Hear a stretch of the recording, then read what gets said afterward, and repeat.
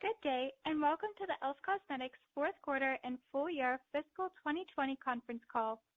All participants will be in listen-only mode. Should you need assistance, please signal a conference specialist by pressing the star key followed by 0. Please note this event is being recorded. I would now like to turn the conference over to Willa McMahon, Vice President of Investor Relations with e.l.f. Cosmetics. Please go ahead. Thank you for joining us today to discuss e.l.f. Beauty's fourth quarter and fiscal 2020 results. As a reminder, this call contains forward-looking statements that are based on management's expectations, including those relating to the company's efforts to navigate the COVID-19 pandemic, category trends, and longer-term outlook, and are subject to known and unknown risks and uncertainties, and therefore actual results may differ materially. Important factors that may cause actual results to differ are detailed in today's press release and the company's SEC filings. In addition, the company's presentation today includes information presented on a non-GAAP basis. We refer you to today's press release for a reconciliation of the differences between the non-GAAP presentation and the most directly comparable GAAP measures. All comparative net sales figures exclude e.l.f. stores. Please note, after the presentation, there's a separate dial-in for the QA session, also noted in the press release. With me from management today are Tarang Amin, Chairman and Chief Executive Officer, and Mandy Fields, Senior Vice President and Chief Financial Officer. Let me turn the webcast over to Tarang. Thank you, Willa, and good afternoon, everyone. I hope that you're safe and healthy during these challenging times. Today, we will talk about our fiscal 2020 results, our response to COVID-19 challenges, and our long-term investment thesis. Fiscal 2020 was a terrific year for e.l.f. Beauty. We saw 4 quarters of net sales expansion, culminating in a 16% increase in year-over-year sales in the fourth quarter. For the full year, net sales of $283 million were up 11%.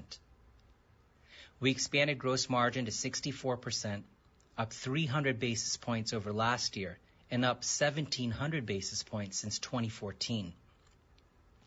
We also delivered adjusted EBITDA of $63 million, while almost doubling our investment in marketing and digital. Our consumption was strong all year and outpaced the category. Of the top 5 color cosmetics brands in the U.S., we grew the most market share in FY20, with 4.8% of the market, up 50 basis points. We also increased our rank in Piper Sandler's Teen Survey from 6th favorite brand amongst teens last year to 4th this year, reflecting our growing relevance with Gen Z. As I reflect on these results, I believe FY20 was an important year to reassert our multiple areas of competitive advantage. We did so by investing in our brand recharge and executing on our 5 strategic imperatives. We exceeded our key performance indicators and entered COVID-19 headwinds with strength relative to the category. Our mission to make the best of beauty accessible to every eye, lip, and face is more important than ever. We believe that our fundamental value equation and digital engagement, as well as our world-class team's ability to adapt at e.l.f. speed, positions us well to weather the COVID-19 storm and continue to gain market share. Let me provide a few highlights of the year. Our first strategic imperative is to drive brand demand. e.l.f.'s core advantage centers around the emotional charge generated by our combination of affordability, excellence, and accessibility. In 2020, we kicked off a bold campaign to bring e.l.f.'s superpowers to the forefront of the beauty conversation. Our pride in being 100% vegan and cruelty-free, our unique ability to deliver first-to-mass holy grail products that have premium quality at unbelievable prices, and of course, our universal appeal. We rolled out our e.l.f.ing Amazing campaign across key social platforms, highlighting e.l.f.'s accessible, optimistic, and inclusive brand values in a fresh, energetic, and modern way. The results of the campaign far exceeded our benchmarks, bringing new consumers to e.l.f. and accelerating brand advocacy within our existing community.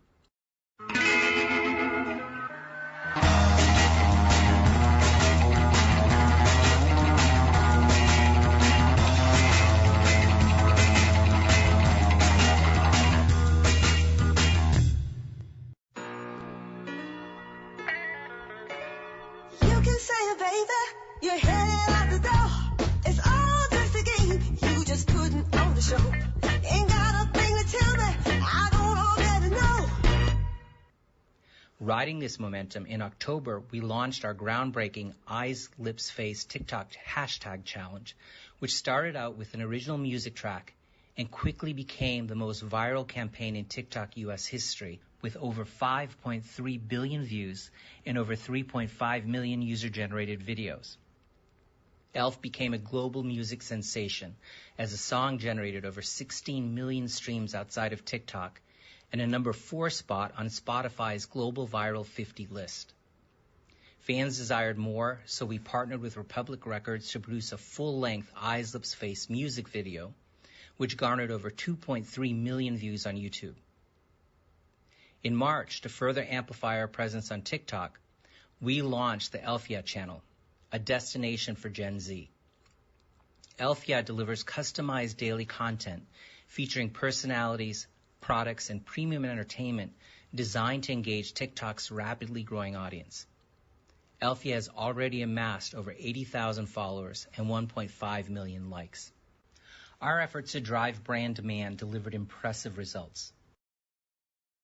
And just this week, our Eyes, Lips, Face TikTok campaign won 2 prestigious Webby Awards, including the People's Voice Award that honor the best content on the internet. Year over year, Google search trends were up 6%. Our Instagram follower growth was up 22%, and our earned media value was up over 60% for the year.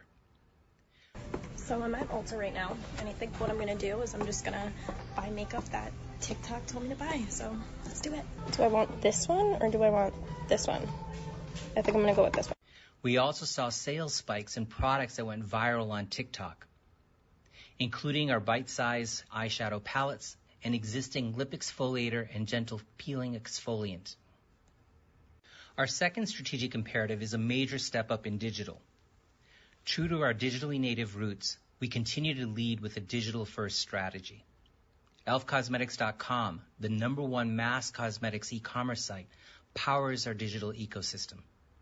In FY20, we drove double-digit growth in traffic and new consumers to ElfCosmetics.com. Our Beauty Squad loyalty program grew to 1.8 million members. We also enabled social shopping to connect consumers to a unified social storefront across retailer.coms. Consumption on our retailer.coms and Amazon was up over 50%. We're also delivering wow moments, transforming social and further bridging the physical and digital realms. Last quarter, we discussed the launch of our new Elf mobile app, which already has over 60,000 downloads.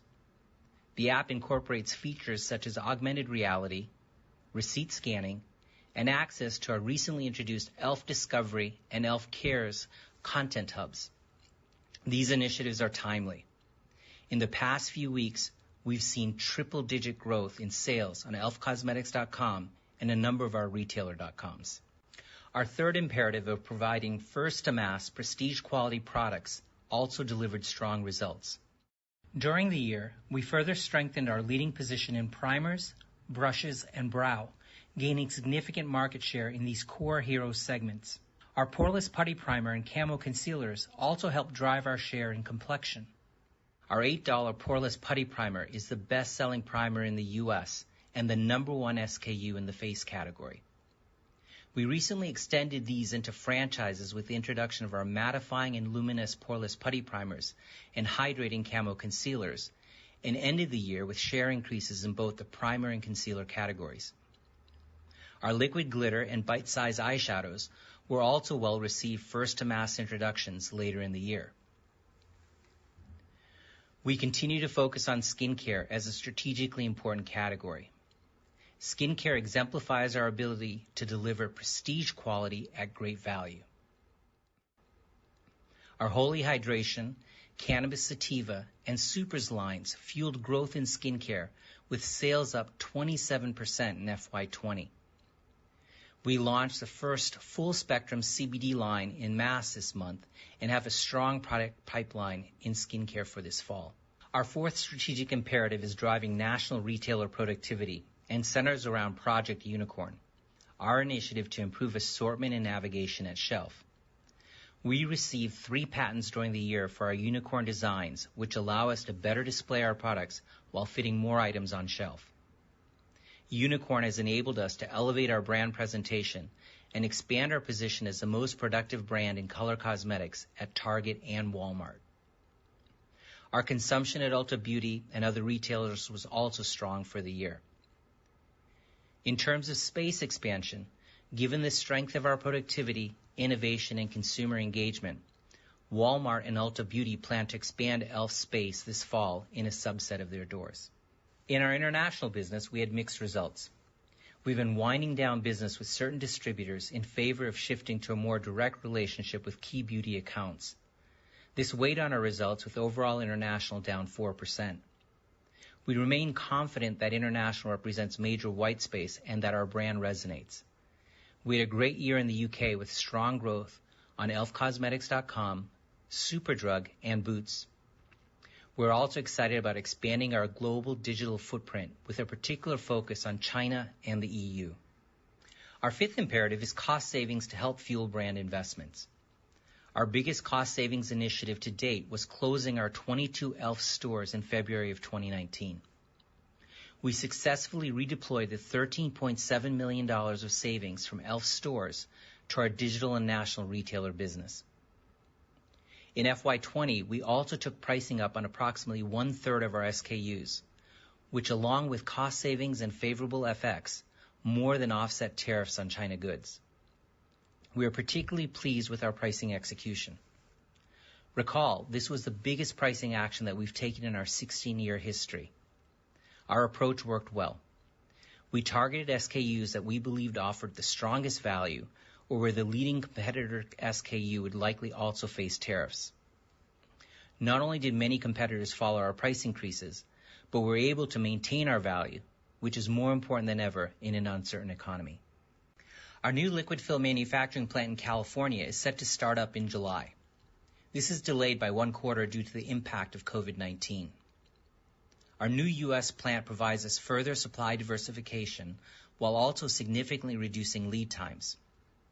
We also continue to strengthen our China operations advantage using lean techniques. I'm particularly proud of our China team. We were one of the first beauty companies to be fully operational in China when COVID-19 restrictions were lifted. Thanks to the strict health protocols and dedication of our team and suppliers, our team has remained healthy. The progress in our 5 strategic imperatives has been terrific, and we have further opportunity with each. We're equally excited about our progress on strategic extensions. We strongly believe there's an opportunity for significant value creation, leveraging the investments we've made in our team and infrastructure for other brands, both acquisitions and brands that we create. Our first strategic extension was the acquisition 3 months ago of the pioneering clean beauty brand Well People. This acquisition was strategically important as consumers are becoming increasingly conscious of the ingredients in their products, and clean is one of the fastest growing segments within beauty. Our thesis is that we can benefit from the 12-year history Well People has as a pioneer in clean beauty with 40 EWG verified products, and in turn leverage the investments we've made in our team and infrastructure to scale Well People. We've fully integrated this acquisition onto the e.l.f. platform, realizing synergies and making progress on growth initiatives. We're receiving incredibly positive feedback from our national retail partners, where Well People is more productive than many other clean beauty brands. Additionally, we have identified supply chain synergies and are working with vendors for efficiencies. In the coming months, we plan to launch a Well People brand recharge, as we did for e.l.f. In addition to acquisitions, our team has been working to create a new brand for calendar year 2021 that I look forward to discussing during our August call. We believe strategic extensions are key to our long-term growth as we evolve from a single brand to a multi-brand beauty company. As I will outline later, we have a number of competitive advantages that we plan to leverage to scale fast-growing emerging brands and consumer segments. Though we are in the early days of this journey, the Well People integration and the progress developing a new brand gives me confidence that we have the right roadmap for growth. Before I turn the call over to Mandy, let me update you on our response to COVID-19. Similar to other companies in our space, we've seen COVID-19 negatively impact consumer behavior and significantly reduce cosmetics and skincare category sales. So far, while our business is down, we are faring better than the categories in which we compete and are taking market share. We believe we're better positioned than other brands to come out of this, given our value proposition and digital strength. Our team has taken a number of decisive actions in response to COVID-19. Our first priority is the safety and well-being of our employees and consumer community. I am proud of our employees and the resilience they're showing as we navigate this crisis. I already mentioned the incredible efforts of our China team and suppliers to be one of the first beauty companies fully operational coming out of COVID-19 in China. We've taken many of the same protocols we used in China for our U.S. employees. We sent safety kits with gloves, hand sanitizers, and disinfectant wipes to all employees and provided assistance with other needs. We have an extremely talented team, and we're determined to protect as many jobs as possible during this time. ELF is also caring for our consumer community. We reached out to our community through donations to food banks, mental health organizations, and healthcare workers. Drawing on the success of our original TikTok hashtag challenge, we remixed Eyes Lips Face into a new Eyes Lips Face Safe public service announcement to raise awareness of basic preventive measures we can all take to help stop the spread of the virus. Nearly 10,000 videos were created using Eyes Lips Face Safe, garnering close to 4 million likes and over 23,000 shares on TikTok alone. We also manufactured hand sanitizer that we've shared with our team and partners and are shipping for a limited time with every order on elfcosmetics.com. Our focus will always be on our community, and I'm proud of our efforts to get through this together. We know that strong financial discipline is needed to weather this challenging period. We amended our credit agreement to provide greater flexibility and access $20 million of our $50 million revolver, giving us $65 million in cash on hand. We're also tightly managing inventory, receivables, and capital expenditures. We're reducing expenses and scaling back marketing and digital investments in proportion to net sales.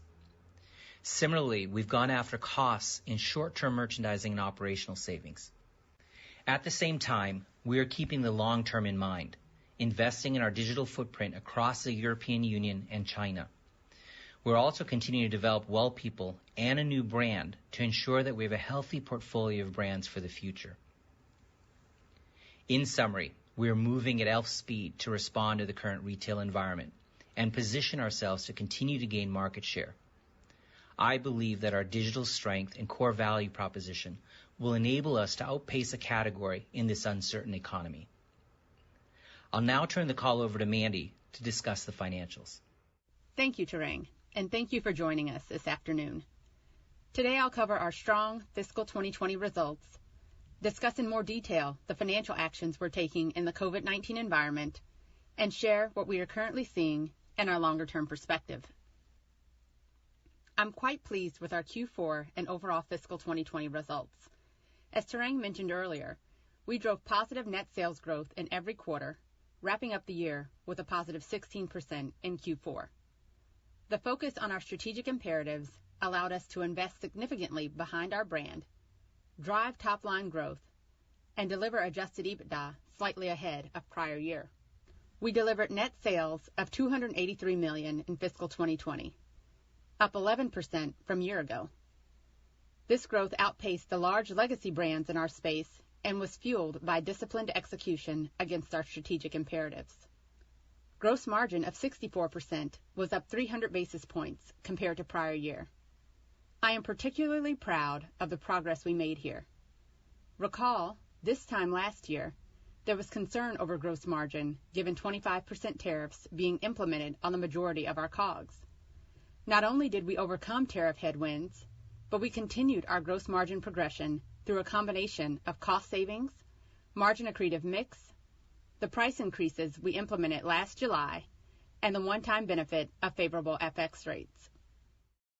On an adjusted basis, SG&A as a percentage of sales was 49%, compared to 45% last year, primarily driven by increased investment in our marketing and digital initiatives, which increased from 7% in fiscal 19 to 13% in fiscal 20.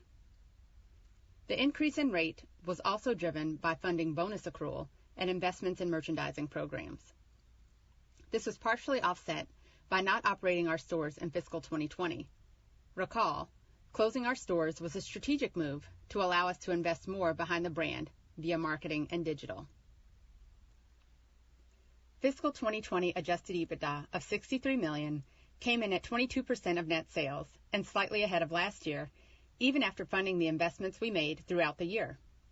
Adjusted net income was $32 million, or 63 cents per diluted share, compared to $33 million, or 66 cents per diluted share a year ago. The change in adjusted net income was driven by higher depreciation in fiscal 20, and the change in adjusted EPS was further driven by increased share count. In fiscal 2020, we generated $44 million in cash flow from operations, driven by our strong operating results. The increased cash flow enabled us to fund the $26 million acquisition of Well People and approximately $8 million in share repurchases. Even with these investments, our March 31st cash balance was $46 million compared to a cash balance of $54 million a year ago. Fiscal 2020 was a fantastic year overall and provided us with momentum for fiscal 21 until COVID-19 impacted all aspects of our lives, consumer behavior, and category trends. Let me talk a bit about what we've seen so far and how we're navigating the COVID environment. Going into the COVID-19 crisis, our consumption was strong, with e.l.f. tracked channel sales up 13% for the 4 weeks ending February 22nd. Nielsen data for the initial COVID period for the 4 weeks ending April 18th showed our consumption declined 29%. More recently, the 4-week period through May 2nd showed e.l.f. tracked channel sales down 9%. We believe the improvement in recent weeks has been driven by the one-time impact of government stimulus checks. Net consumption data has been all over the map. Outside of tracked channels, we are seeing strong results on elfcosmetics.com and through our retailer.coms. Ulta Beauty store closures and softness internationally has, however, almost fully offset the e-commerce benefit. Over the next several months, we believe there will be volatility in the category and in our sales performance. Given this volatility, we will not provide fiscal 21 guidance today. It is simply too challenging to predict the entire year with the overhang of COVID-19.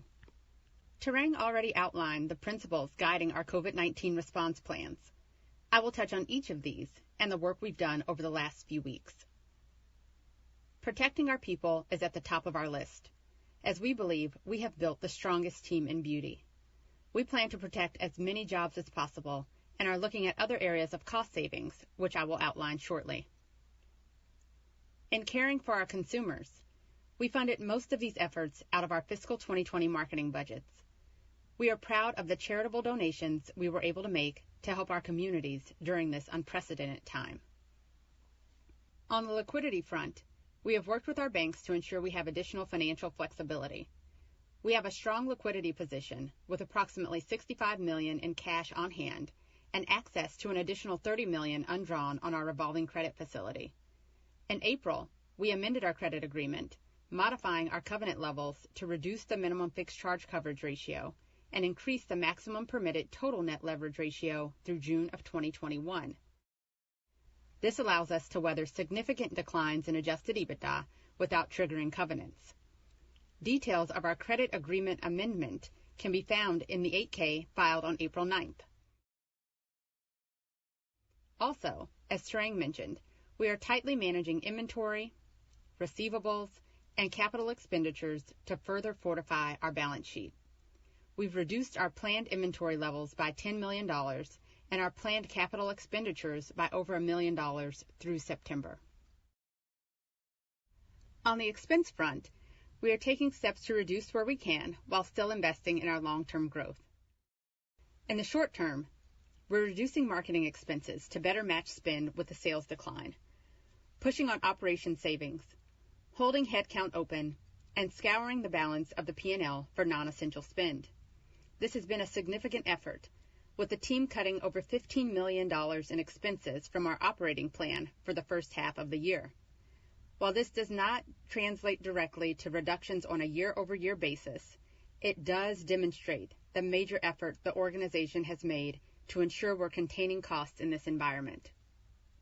Given the decline in sales we're anticipating for the next several months, we expect adjusted SG&A to delever versus prior year. In summary, as we face the headwinds of COVID-19, we expect net sales trends to be volatile, similar to what you may see in track channels over the next several months. While we are actively cutting expenses from our operating plan, given the timing of COVID-19 restrictions and plans already in motion, most of our year-over-year expense reductions will not begin to take shape until Q2. We expect our liquidity to remain strong even in this declining sales environment. Last quarter, prior to COVID-19, I discussed our 3-year outlook with the expectation for growth. Recall, we've presented 2 scenarios. The first reflects a low to mid single-digit net sales CAGR, which assumes no significant shelf space or strategic extensions. The second scenario reflects a mid to high single-digit net sales CAGR that is inclusive of significant shelf space and integrating strategic extensions over time.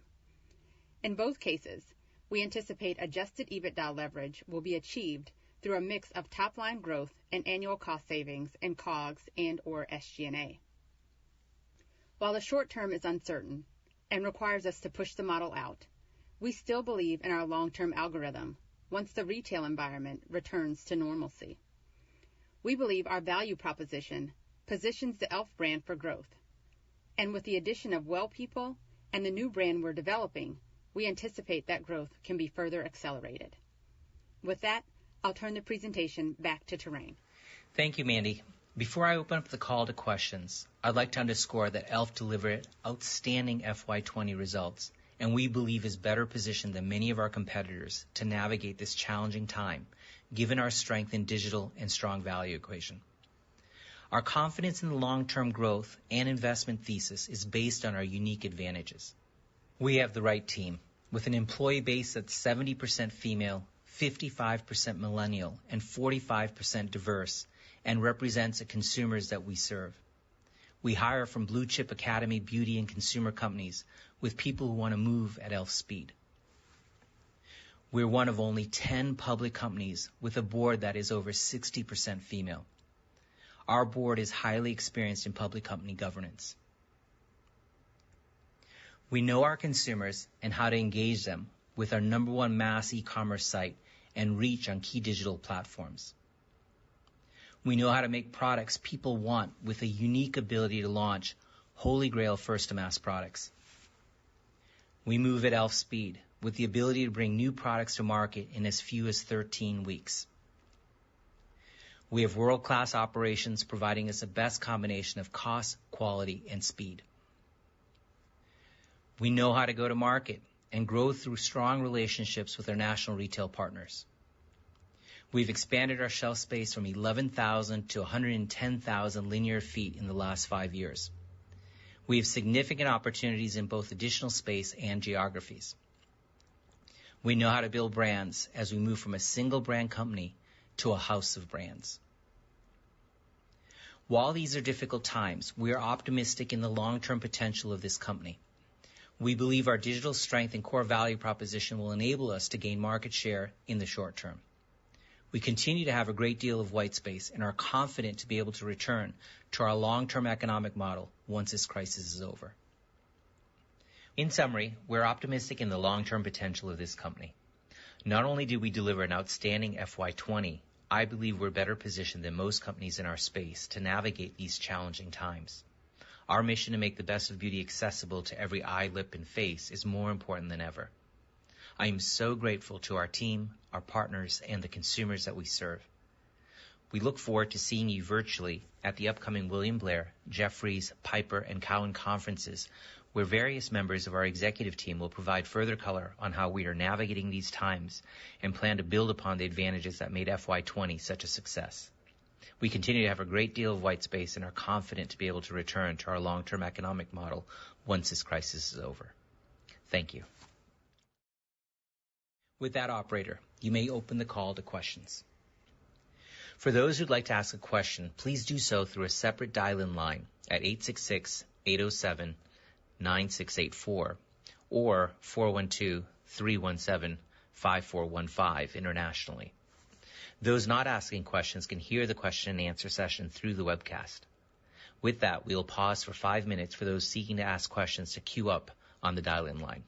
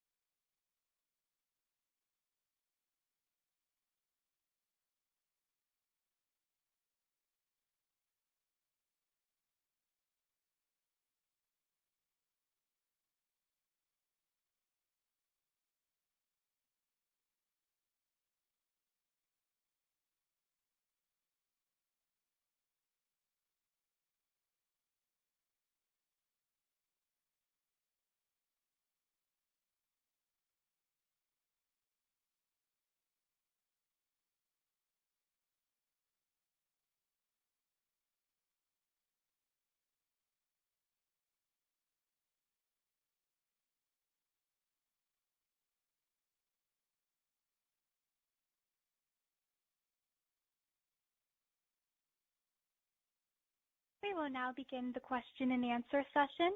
To ask a question, you may press star then one on your telephone keypad.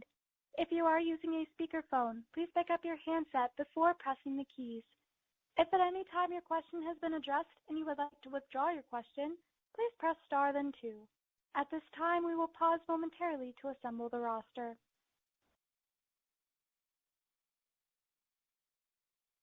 The first question comes from Andrea Teixeira of JP Morgan. Please go ahead. Thank you, and I hope all is well. Tarang and team, congrats on the results and the new presentation format and the visuals. If you can help us understand what's happening quarter to date, you're relatively doing better, and obviously I appreciate Mandy's analysis of the Nielsen data. But my first question is if the shipments are now how they're shaping up now quarter to date, if they're less negative in May than in April, and if you see the inventory levels at the bricks and mortar now that some states are reopening, how you're seeing those inventory levels. And my second question is just a clarification on Mandy's point about the deleveraging, operational deleveraging. Is that a commentary just for the first half of the year that despite the efforts to reduce 15 million, I believe it was the commentary on SG&A, that we're still going to see SG&A, the operating deleverage on the EBIT level? Thank you very much. Hi, Andrea. So nice to hear from you. So on the quarter to date, what we have going on, as I disclosed on the Nielsen data, we have seen things tick up a bit since the 418 read. So in the 418 read of Nielsen, we were down 29%. In the latest 4 weeks ending 5/2, we were down 9%. And we really feel that that has been driven by the impact of government stimulus checks hitting those consumers, and they're out there spending. And so what I would say is that, I can't give you any color on our shipments quarter to date, but I can anchor you back to the Nielsen data we're seeing. And again, that the latest 4 weeks ending 5/2, we do think was a one-time event related to consumers and government stimulus checks. In terms of the deleveraging, so the way that I'm approaching this year, given the volatility that we're seeing, is I'm really focused on the first half of the year. And so the 15 million in cost reductions that I spoke about, that was versus our operating plan. I would say on a year-over-year basis, we are still expecting adjusted SG&A to deleverage versus a year ago, given the magnitude of the sales declines that we're seeing. Very helpful. Thank you so much. I'll pass it on. No problem. The next question comes from Dari Mosenin of Morgan Stanley. Please go ahead. Hey, good morning, guys. Hope all is well. Good morning. So, Tarang, obviously significant cosmetics category weakness in the U.S. mass channel recently. Can you just give us a bit of a conceptual overview of when you might expect to see a more sustained rebound in U.S. mass cosmetics trends, and what's the driver behind that? Is it, more people returning to work or feeling comfortable shopping the shelves, or is it more consumers' comfort with their financial situation? I'd assume it's more the latter, but you did mention the temporary boost with the stimulus checks, so just curious for, what might be the drivers behind that. And then secondly, can you just discuss the potential for consumers to trade down into the mass beauty category for more premium products with macro weakness and e.l.f.'s ability to potentially capitalize on that? Thanks. Well, good afternoon. I would say on the first question in terms of what the outlook would be, it's one of the reasons we suspended 21 guidance. Things are just too volatile right now. As Mandy said, the 4 weeks ending April 18th, we saw pretty significant declines in the category and in e.l.f. And so one of the things we're really paying close attention to is what we're seeing from a consumer behavior standpoint. Certainly in the last few weeks, we've seen a major uptick.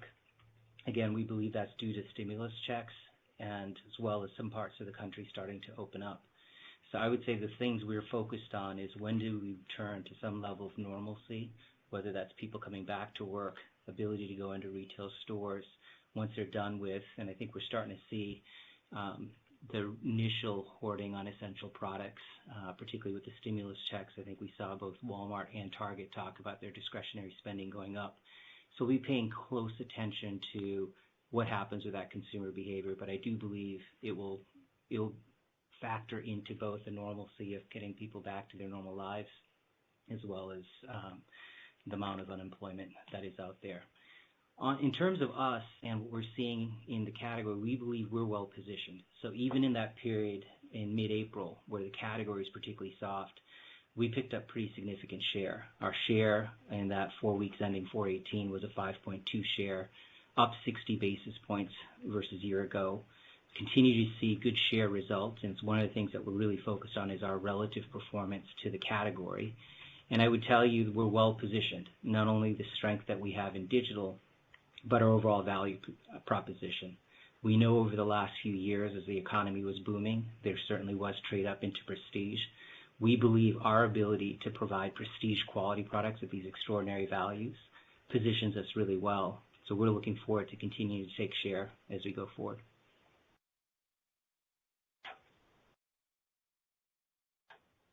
Great, thanks. The next question today comes from Oliver Chen of Cowen. Please go ahead.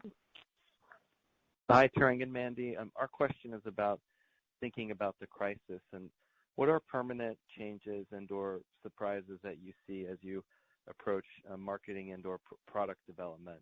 And we'd also love your take on how you're going to prioritize thinking about being multi-brand, and there's a lot of opportunity ahead. So what are some of the thoughts around frameworks about what you should focus on next as you embark in that part of your strategy as well? Thank you. Sure. Hi, Oliver. I would say in terms of core changes we're seeing, our first focus is always on people, and I'm incredibly proud of our team and our ability to navigate so far this crisis. Starts with our China team. We've been dealing with this since January as they were impacted by COVID-19 in China. I'm proud that we're one of the first beauty companies to come out of the crisis there. I think within a week, all of our suppliers were up and running. Within 5 weeks, we're at 100% capacity. And that really went through the regimen that our team took from a health and hygiene standpoint. Level of coordination we have really talks a lot about our advantages. We're taking many of those same tactics here in the U.S. to take care of our employees and our communities first and foremost. In terms of within particular categories that we take a look at, we've had strength really for a very long time in primers. We saw that get even stronger in this past year with our Poreless Putty Primer, which we've now made a franchise with the introduction of our luminous and mattifying putty primers. Poreless putty primer is now not only the number one primer in the U.S., but the number one face product. And we've also gotten some anecdotal notes that have been great to see, came from a number of nurses who said, the only thing they could kind of put on their faces as they wore all the masks and didn't want to soil them was our Poreless putty primer, and it really helped save their face. And so we continue to see strength there. We see strength in concealers, and then particularly in skincare. Skincare was strong all year. The consumption data was plus 27% for FY20, and that doesn't even include Ulta Beauty, which expanded skincare full chain. So we'll continue to see a focus on skincare. I'm particularly pleased with some of the more recent introductions, both our Cannabis Sativa line as well as our full spectrum CBD line that we launched just a couple weeks ago. I think there's a real desire from consumers for wellness, and we're positioned well again with our skincare offering prestige quality at these extraordinary prices. And I'd say the third thing that we're really focused on is digital. We've long, as a digitally native brand, that's been a key focus that drives everything that we do from a consumer engagement standpoint.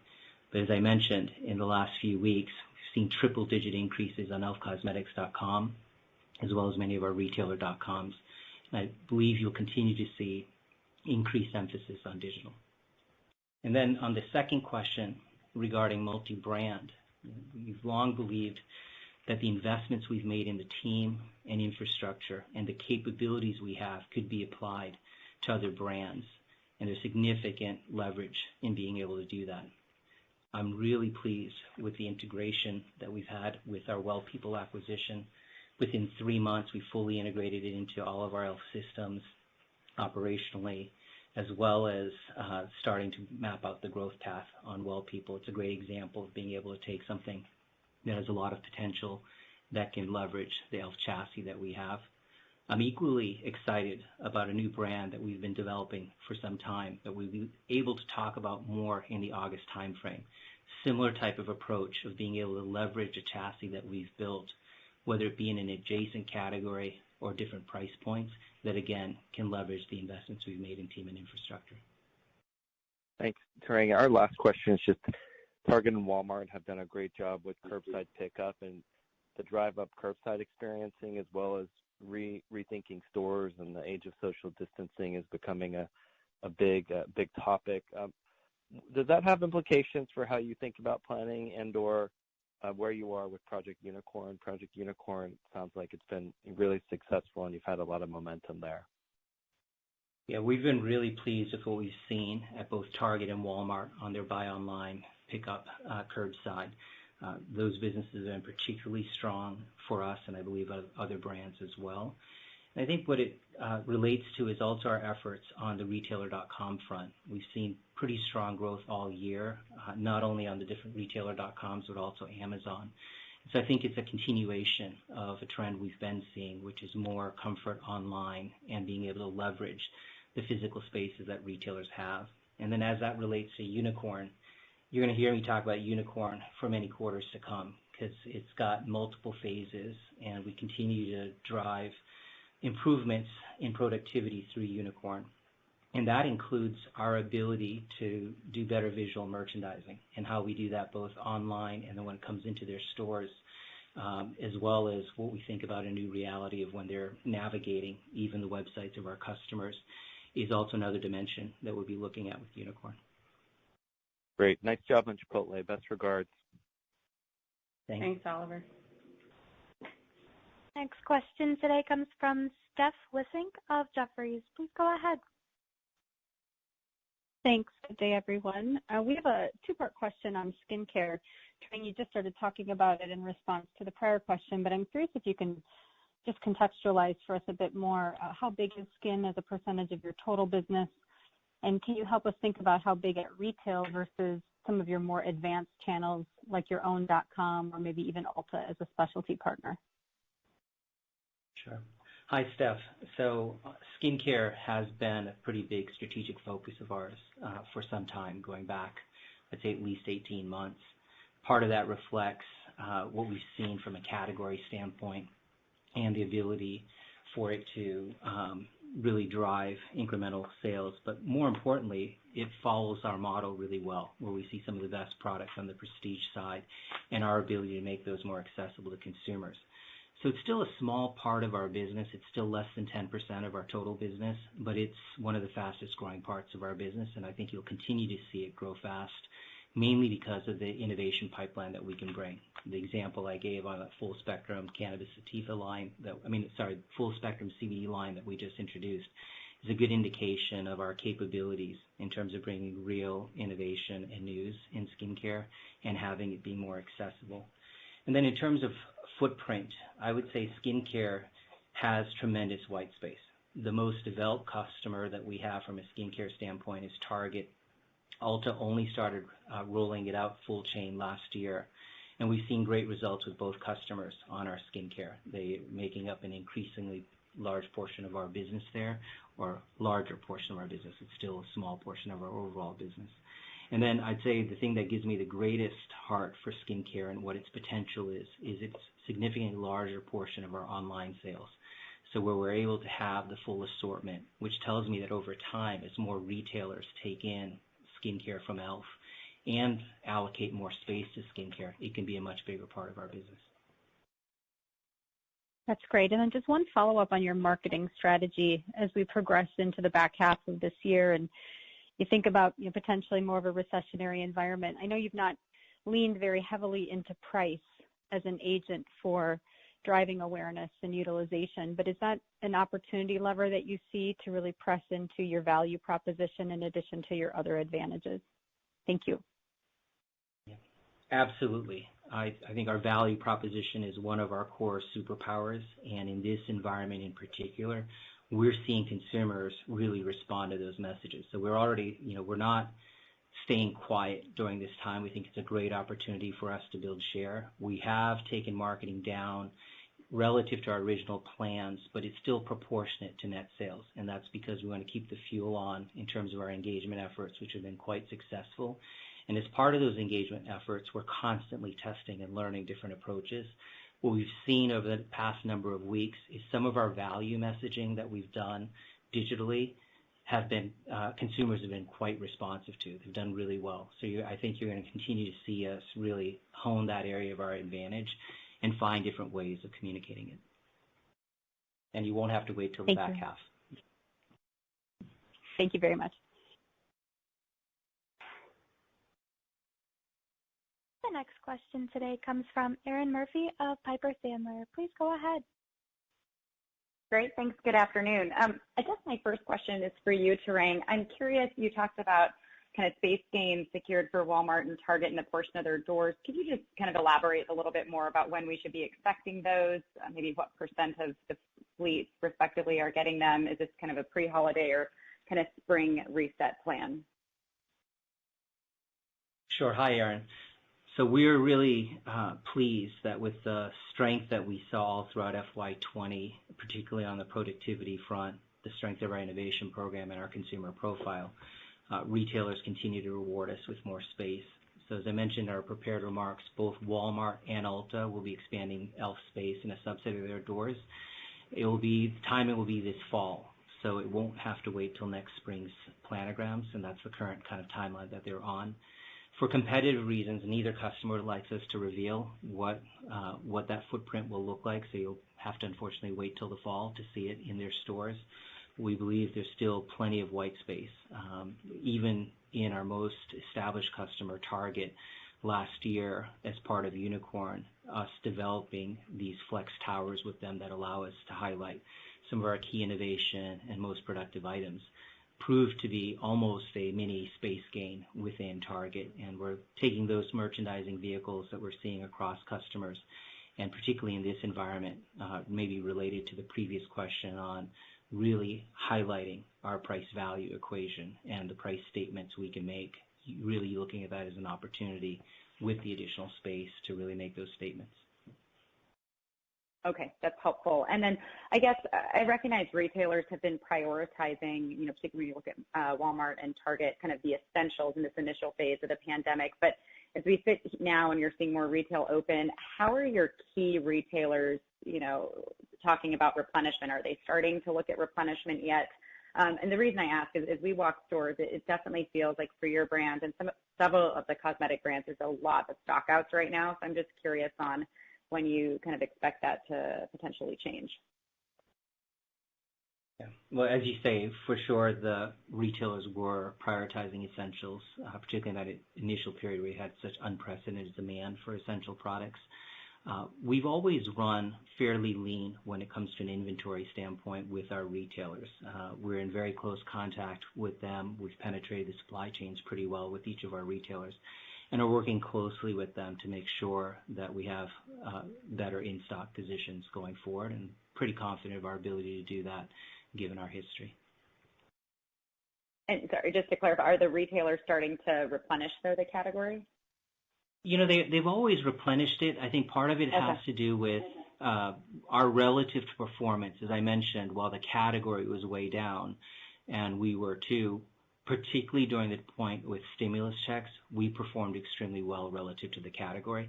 So it's what we've seen in the past, because e.l.f. moves much faster, because we have this great value equation. Consumers are buying more of it, which creates the need for replenishment. But they've been replenishing. We ship every week to each of our major customers, and so I would expect that to catch up in short order. Okay. And then Mandy, sorry, I do have one more for you. You guys have done a nice job seeing a strong gross margin acceleration, particularly this last year, at a 64% level. Can you just kind of share with us what are some of the key, kind of puts and takes from here, particularly as you think about the next, 12 months? Thank you. Yeah. So, hi, Erin. We are not giving guidance today, and that would pertain to gross margin as well. But what I can tell you is that we have done a great job of offsetting the impact of tariffs through a mix of pricing, our margin accretive innovation, cost savings, and of course the one-time benefits that we're seeing with foreign exchange.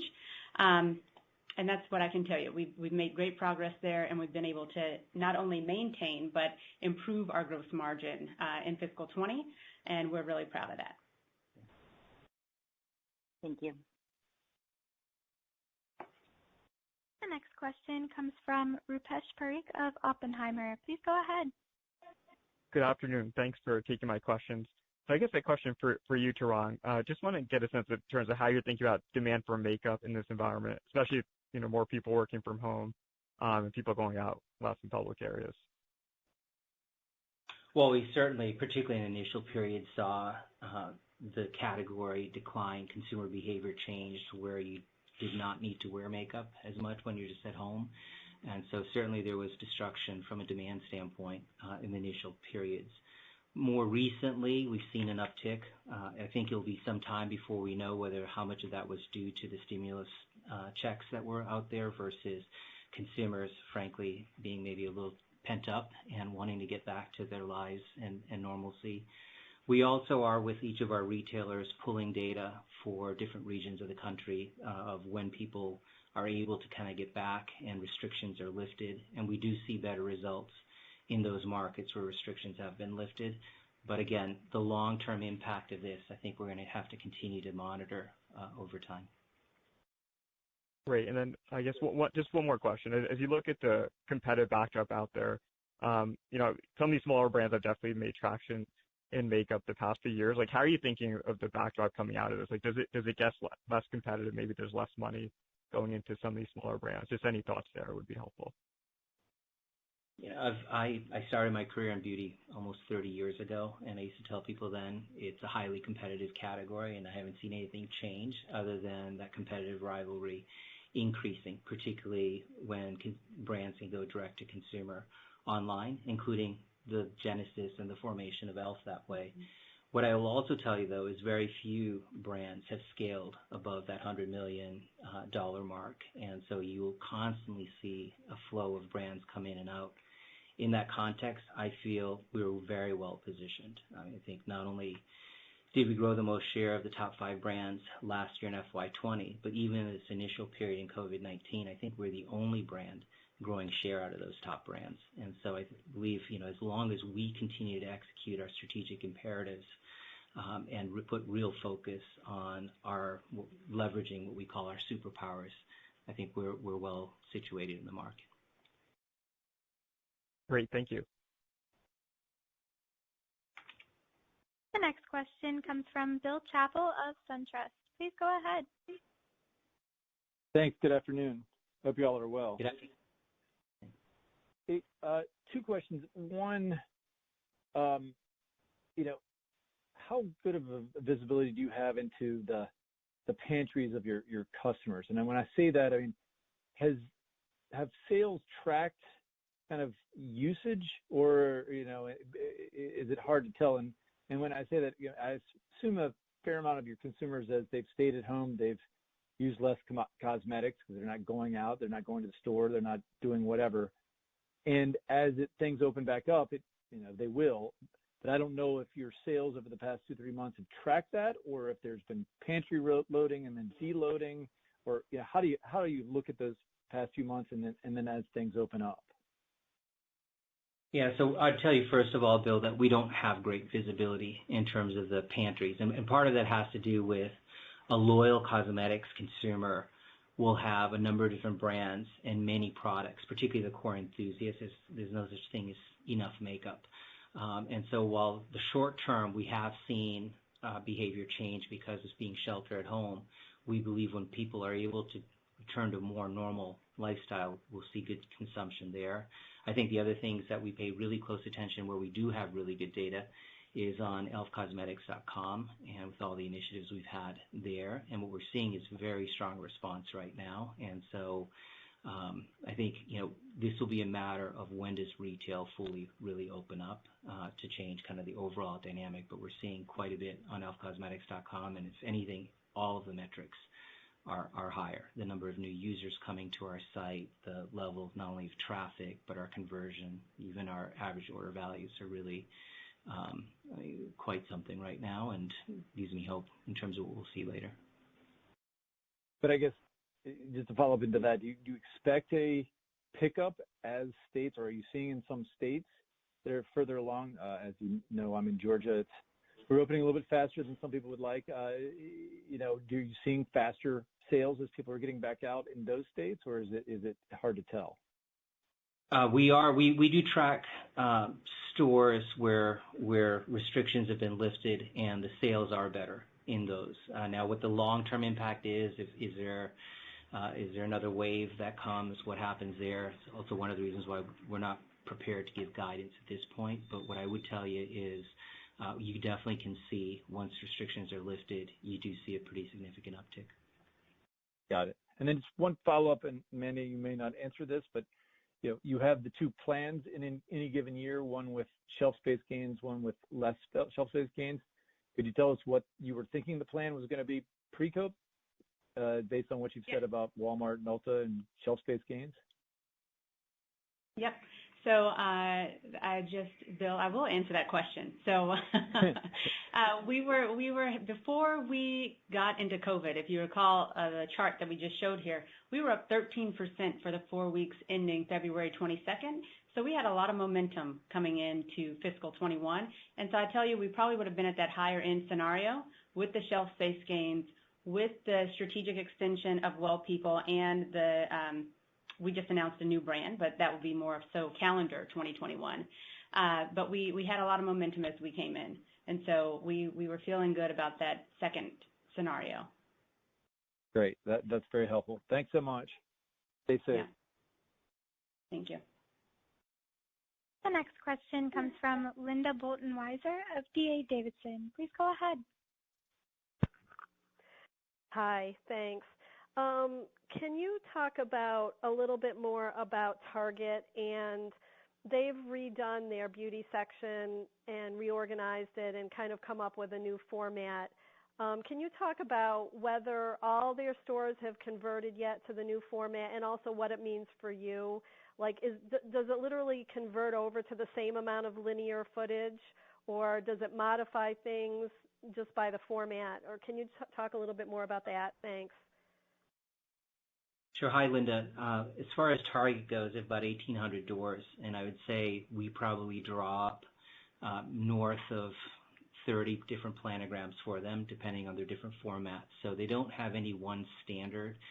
They do have I think, and I always get the names wrong, but I think it's called a beauty blowout concept, which is their best expression of beauty. We tend to have more space in those beauty blowout stores, and as they convert more of those stores to beauty blowout, we tend to pick up more space because they just have a bigger amount of this footprint dedicated to beauty in those stores with elevated presentation. And so we've been in those beauty blowout stores. As they continue to roll those out, we get enhanced presence in those stores. And then I'd say in the balance, Target is not only our longest standing partner, but it's where we have the greatest presence. And so even if it's not a beauty blowout store, our brand does quite well because they've been able to supplement the space they have, whether it be things like our flex towers or other merchandising that they do with e.l.f. So we have a pretty strong presence chain-wide, regardless of the format. Thanks. And then also, can I ask you about your viewpoint toward M&A currently? Because, it seems like you're going ahead with a launch of a new brand organically. So does that mean you would also consider during this time frame additional M&A? And do you think opportunities are being created given the crisis? Thanks. Sure. So I'd say our first focus is the e.l.f. brand and the tremendous potential we have on e.l.f. and best evidenced by the 5 strategic imperatives that we've executed against. And you'll continue to see us do that, particularly in the short term. I'd say our second priority is the other brands we already have. So the integration of Well People, now that that's been integrated, really the growth thesis that we had is time of acquisition. We believe there's a great deal of white space on Well People. And I'm really excited and hope to be able to talk to you in August about the new brand that we've organically created, and that is also really exciting. So I'd say, for short term, we have our hands full and are fully dedicated to realizing the potential of all 3 of those brands with our team.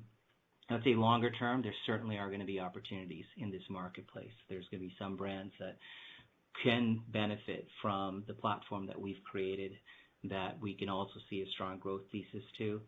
Of course, it's premature to talk about that given our current focus, but I'm hoping both valuations come down and are more reasonably, and that there are good opportunities in the future.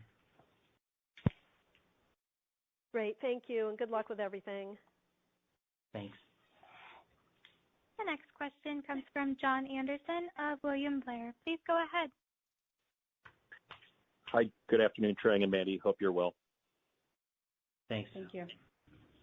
I wanted to follow up on kind of the last question.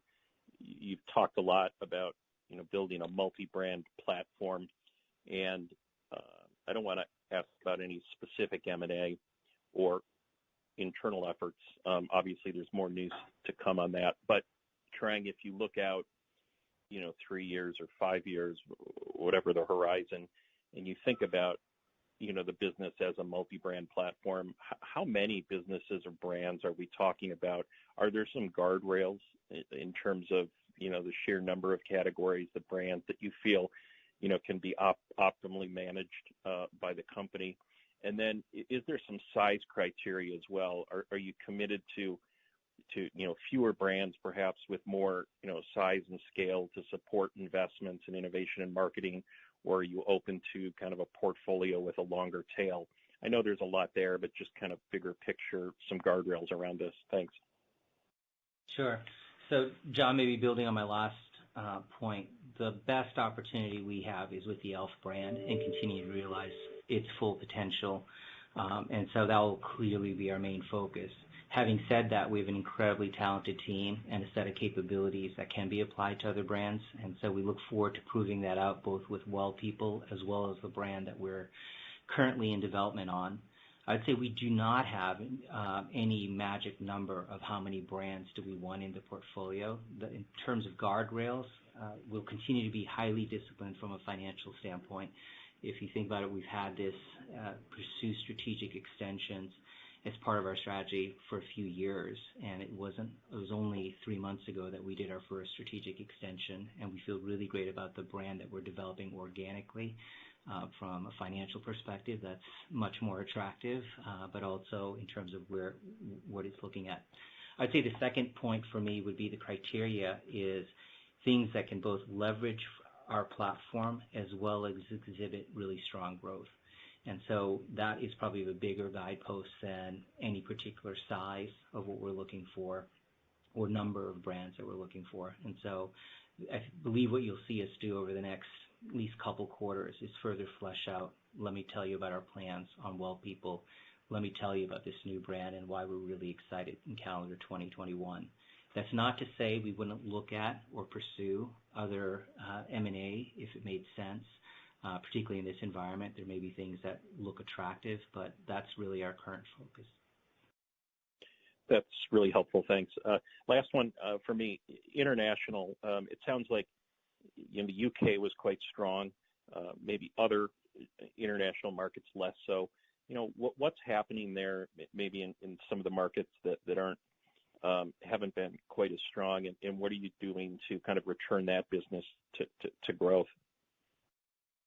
Sure. So international still represents major white space for us, and I'd say we've been on this journey probably longer than a year now, probably the last couple of years, where if you looked at our international footprint 2 years ago, it was primarily comprised of distributor relationships in a variety of different markets around the world.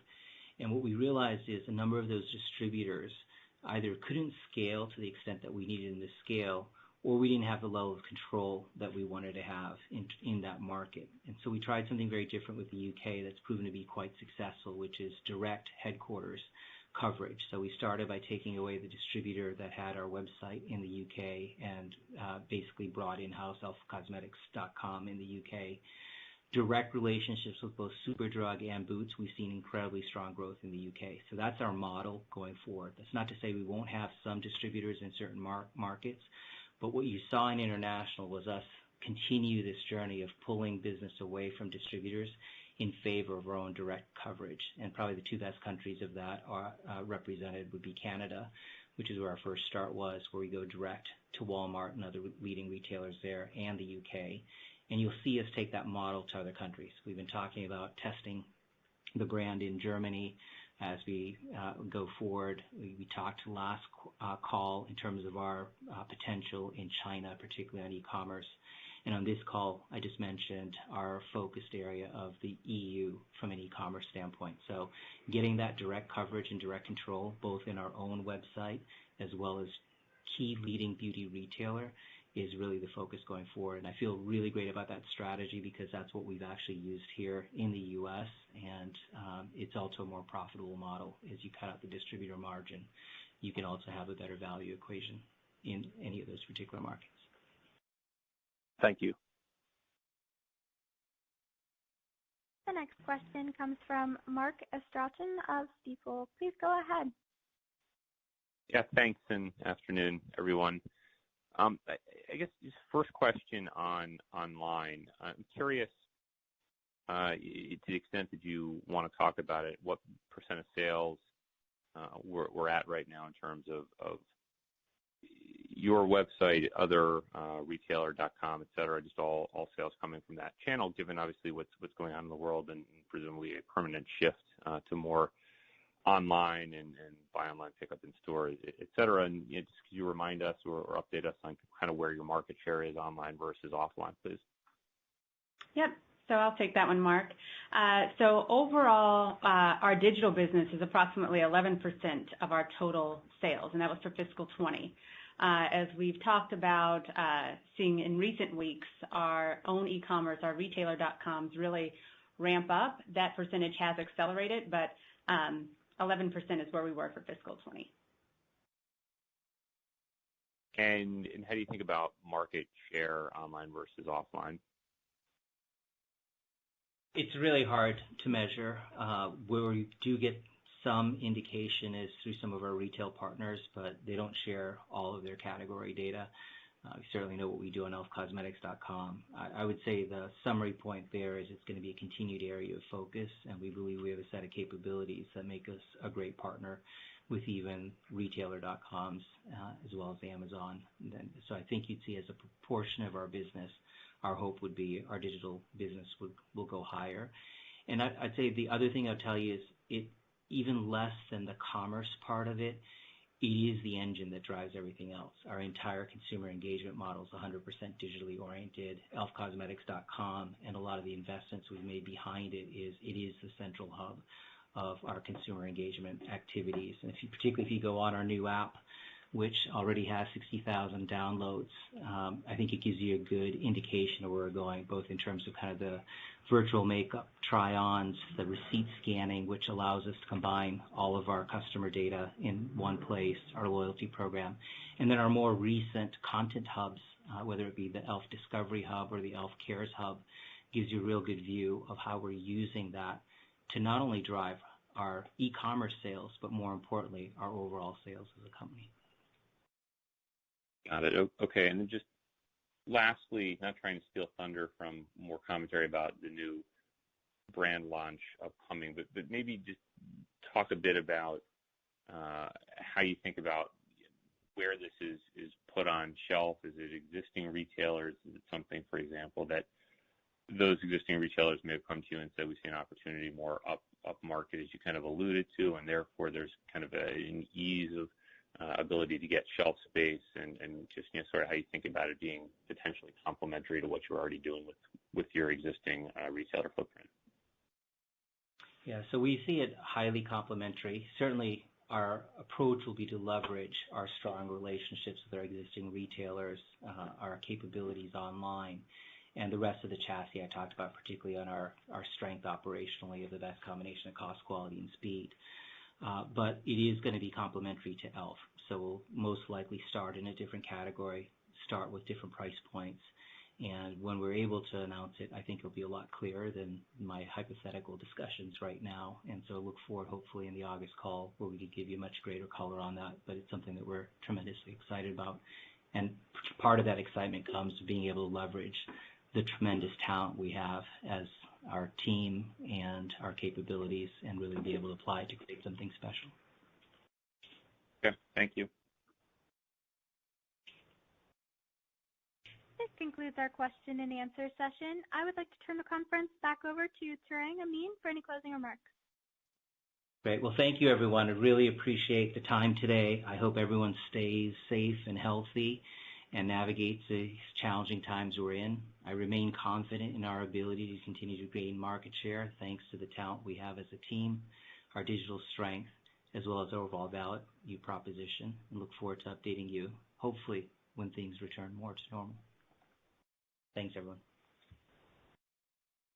The conference is now concluded. Thank you for attending today's presentation. You may now disconnect.